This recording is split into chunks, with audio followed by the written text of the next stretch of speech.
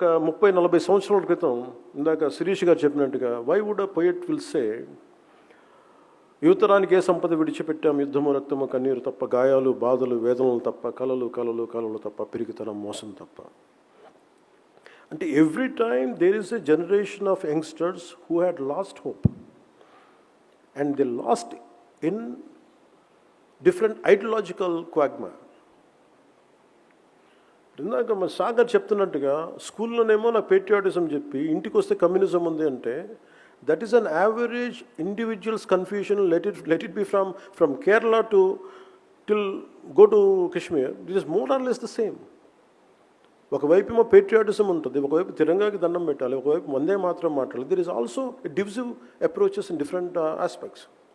So this is always a confusion to any individual right from when I was an youngster and even to current generation. Andukani, the only thing